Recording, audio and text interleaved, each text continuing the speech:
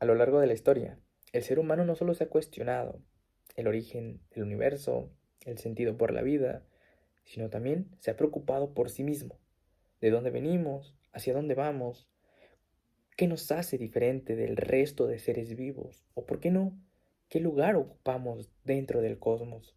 Ahora, reflexionar sobre el hombre no solo es un ejercicio teórico, sino más bien es una oportunidad de entender quiénes somos y así cuestionar y reflexionar el significado de nuestra existencia. Este autor aclara que este libro no pertenece completamente a una corriente filosófica concreta. Es por eso que él busca darle sentido a la antropología trascendental. La historia de la antropología como tema central de este video. Nos preguntamos cómo ha surgido el pensamiento sobre el ser humano a lo largo de la historia.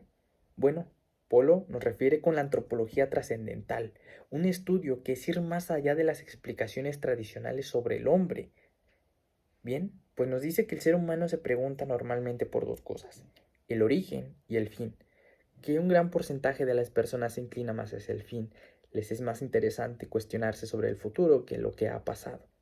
Pero dice Paul, para entender el hombre, debemos analizarlo, cómo ha sido pensado a lo largo de la historia, comenzando con la antropología grecorromana. ¿Cómo entendían al ser humano los filósofos de la antigua Grecia y Roma? Los griegos comenzaban diciendo que el hombre es un animal racional y político.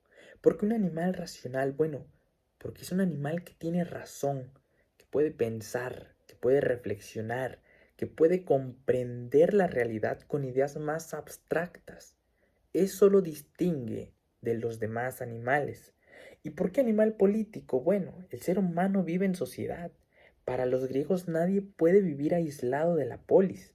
El hombre pertenece a la ciudad, al Estado. Por eso decía Aristóteles, el hombre es un animal político. Ahora, para los griegos, lo que define al hombre, al ser humano, es lo que posee o tiene. Hombre como ser que tiene. Por ejemplo, tiene virtudes, tiene riquezas, tiene razón, tiene lenguaje, tiene fama, tiene poder, tiene pensamiento. Pero decían los griegos que no todas las posesiones son iguales. Hay niveles. Pues para empezar, tenemos las cosas materiales. Los griegos consideraban tener cosas materiales como el nivel más bajo de conocimiento de hombre, de ser humano. Ahí entra la riqueza, el poder, el dinero, la fama. De ahí tenemos tener ideas. Eso lo hacía más poderoso al hombre. Aludido a eso tenemos el tener virtudes. Por ejemplo, las virtudes son cualidades morales como la justicia, la valentía, la templanza, la prudencia. Eso lo consideraban aún más poderoso para el ser humano. Y por último, y lo mejor, era tener hábitos intelectuales. Hábitos que hagan al hombre más sabio, que lo hagan querer aprender, conocer, expresar todas las verdades que posee. Por eso creían que pensar es superior a poseer cosas. Es vivir virtuosamente, decían, es mejor que vivir con riquezas.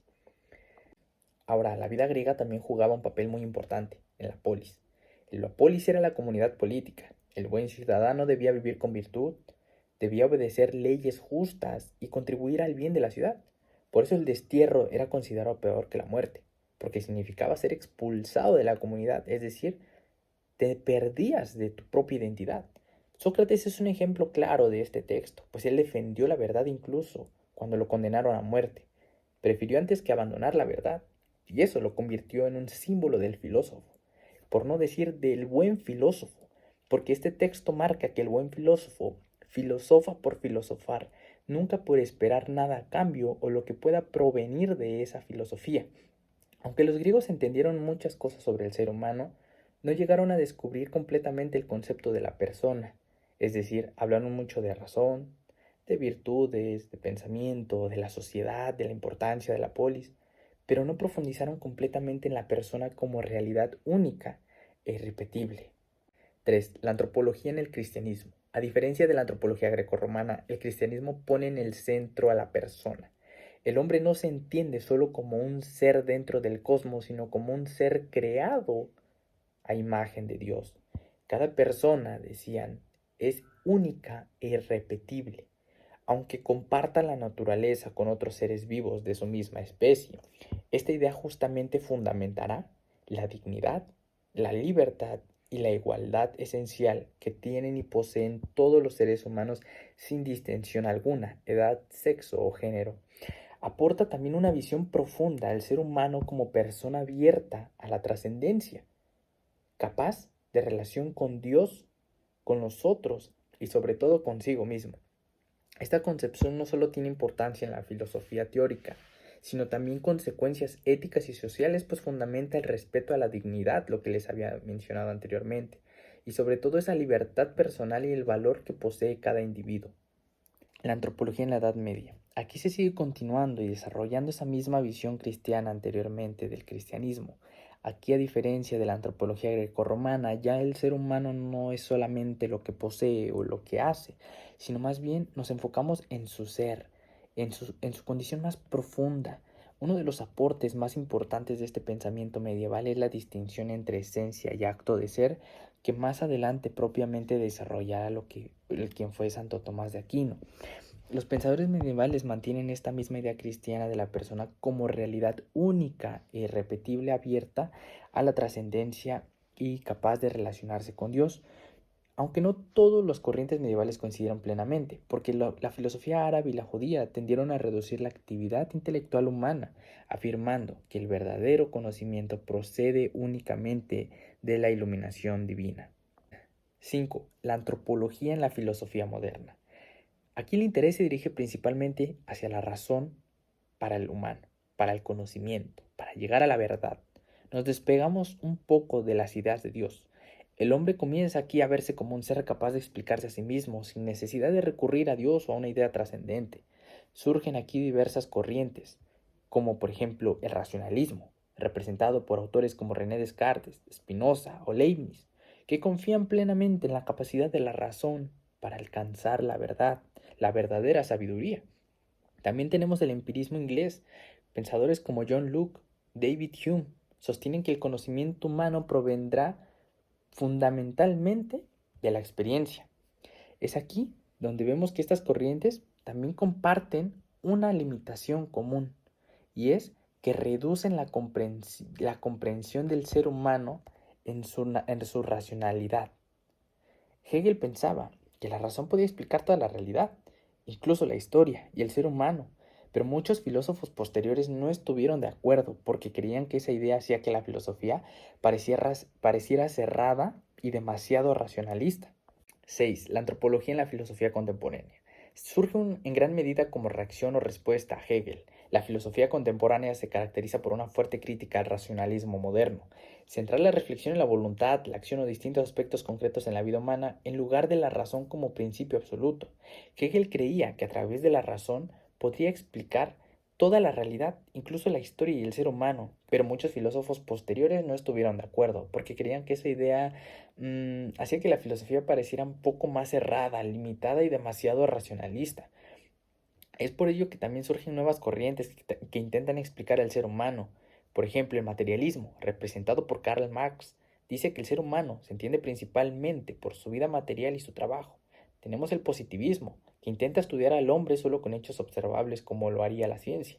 Y por último, no menos importante, entre los más destacables, el utilitarismo, que afirma que las acciones humanas se deben valorar según la utilidad o el beneficio que producen. La filosofía contemporánea, como vemos, muestra una gran diversidad de enfoques, pero sigue sin encontrar una explicación completa del hombre. Últimas corrientes. ¿Cómo se siente entonces el ser humano en la filosofía más reciente? Como vemos, existen muchas interpretaciones diferentes, lo que hace difícil tener un concepto universal del hombre, lo que hace difícil construir una versión unificada. Una de las corrientes más influyentes de este siglo XX es el existencialismo, surgimiento de la posmodernidad, una actitud filosófica que aparece cuando muchos pensadores renuncian mejor a buscar un sentido profundo de la realidad y del ser humano. Vemos cómo el ser humano es más complejo que eso, más complejo que determinarlo a un solo elemento, a virtudes, a negocios, a economía, al lenguaje, a una identidad. El reto de la antropología es intentar comprender al hombre de manera más completa, reconociendo que la persona tiene muchas dimensiones, tanto racionales, tanto sociales, tanto culturales, tanto espirituales y personales. Vivimos en una época donde parece que la vida gira alrededor de consumir, de poseer y disfrutar, perdón, de cada vez placeres más rápidos, más efímeros, como si la felicidad estuviera en tener cosas, experimentar sensaciones y acumular placeres inmediatos. Pero, ¿es eso realmente lo que significa ser humano? Porque si reducimos nuestra existencia solo al consumo o a las emociones del momento, corremos el riesgo de olvidar aquello que nos hace verdaderamente humanos, nuestra capacidad de buscar la verdad, de ejercer la libertad y preguntarnos por el sentido profundo de la vida. Tal vez entonces la crisis de nuestra época no sea solo un problema, sino también una oportunidad para redescubrir quiénes somos realmente.